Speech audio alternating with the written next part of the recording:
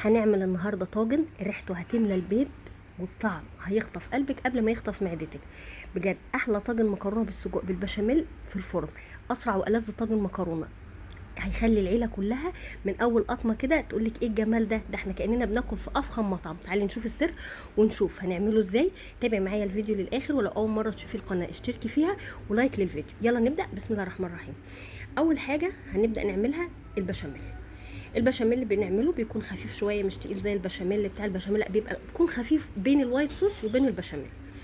تمام كده. اول حاجه هنعملها هنجيب معلقتين زيت ومعلقتين سمنه ونسيحهم، وبعد كده نحط الدقيق اللي انت شفتيه دوت، يعني كميه دقيق مثلا حوالي 3 4 معالق تبع الكميه، انا هعمل كميه كبيره يعني.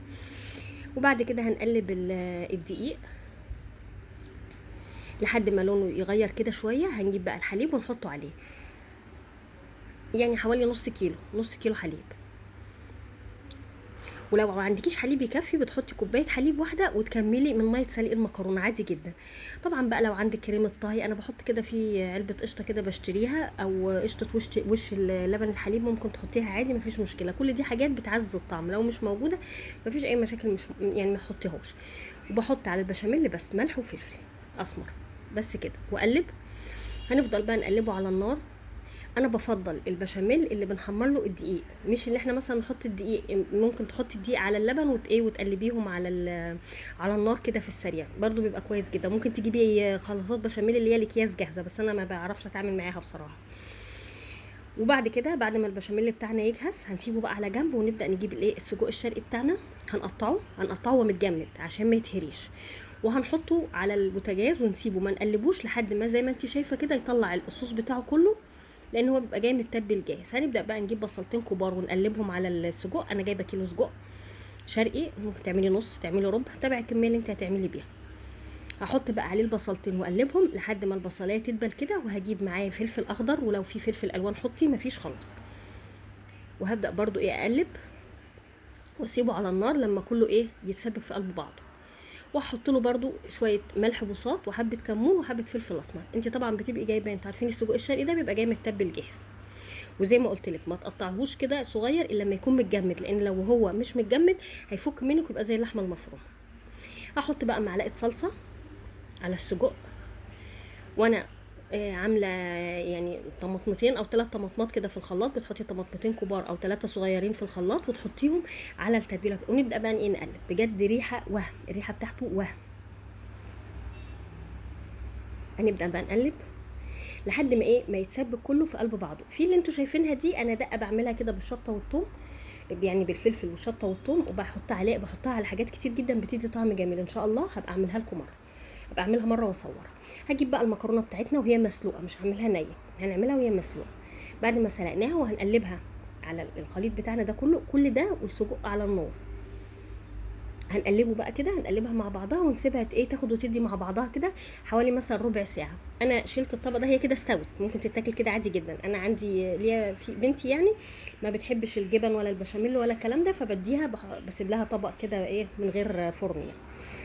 بعد كده بقى البشاميل اللي احنا عملناه في اول الفيديو هجيب منه معلقتين 3 واقلبهم على المكرونه. طبعا كده بقى بينك صوص طماطم والبشاميل، كده بقى قدام مننا بينك صوص. هجيب بقى طاجن، عندك صينيه، طاجن بايركس، طاجن فخار، صينيه الومنيوم، اي حاجه. واروح بقى نقله المكرونه بقى بالسجق بالخضار بالكلام ده كله، وحطاه في الطاجن بتاعنا. وهجيب البشاميل بتاعنا واحطه على الوش. بعد ما حطينا معلقتين 3 على الكميه بتاعتنا، هحط بقى هجيب البشاميل وابدا احطه على الوش زي ما انتم شايفين بالشكل اللي انتم شايفينه ده. لو حابه تضيفي بقى جبنه موتزاريلا على الوش ضيفي، انا حطيت جبنه موتزاريلا، تحطي شيدر. جبنه الموتزاريلا انا يعني بتخليه يعني كريمي، وطعمه بصراحه بيبقى يجنن يعني. خلاص كده تمام. هبقى بقى مشغله الفرن واحطه في الفرن على درجه حراره 180 حوالي مثلا ربع ساعه، لان زي ما انتم شايفين كل حاجه مستويه. لو الفرن بتاعك يعني ضعيف شويه، بعد ما حوالي ربع ساعه بتقيدي الشوايه اقل من 5 دقائق. ليه؟ عشان ما تحرقش الموتزاريلا. انا حطيت كمان مع الموتزاريلا فلفل الوان، فلفل اخضر، لو في زيتون شرايح تحطي اي حاجه تدي للمنظر العام. ممكن تسيبيه كده بشاميل بس من غير اي حاجه.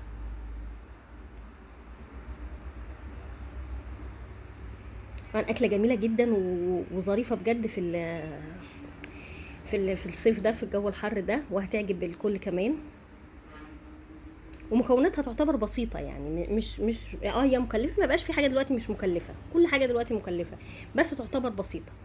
دي بعد ما طلعت انا عامله 2 طاجن بايركس، والطبق اللي انا غرفته لوحده دوت من غير حاجه عمل الكيلو سجق مع كيسين مكرونه. شايفين الجمال؟